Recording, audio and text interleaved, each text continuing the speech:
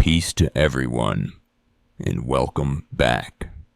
Many people look for the kingdom of God in politics, in buildings, or in the future, but Jesus taught a different reality. Today, we explore how the kingdom is already here. When asked by the Pharisees when the kingdom would come, Jesus replied, "The coming of the kingdom of God is not something that can be observed, because the kingdom of God is in your midst." Jesus was making it known that the kingdom had already begun, right under their noses. While the Pharisees were looking for a political revolution, the king himself was standing right in front of them. The kingdom is defined by God's authority. When Jesus healed the sick and cast out demons, he was inaugurating his reign, changing hearts one at a time. Jesus clarified to Pilate that his kingdom doesn't operate like worldly empires. It doesn't fight with swords. It is from another place, though one day, as Isaiah prophesied, it will be fully manifest on earth.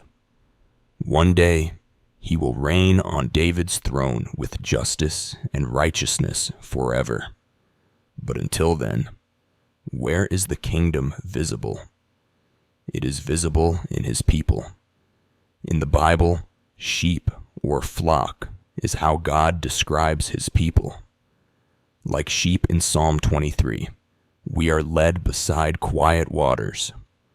Our souls are refreshed not by worldliness, but by his presence. This relationship is personal. He is not a hireling who runs when the wolf comes. He is the shepherd who laid down his life for us.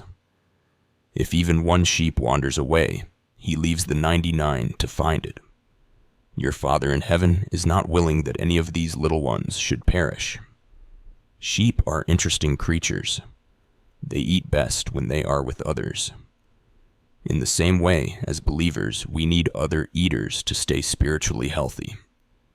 We are like trees, planted by rivers of water when we delight in God's Word. Bible study groups are our grazing grounds.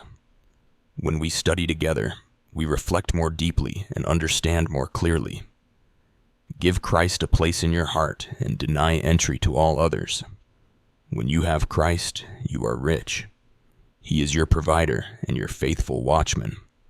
When a rich man dies, people ask, "How much did he leave?" The answer is always, "He left it all." We often introduce people by their jobs or cars, as if that is their value. God does not judge you by your success. Your value comes from the fact that he made you, loves you, and adopted you into his family. Your worth is infinite to him. Men swiftly change. Friends today can be enemies tomorrow.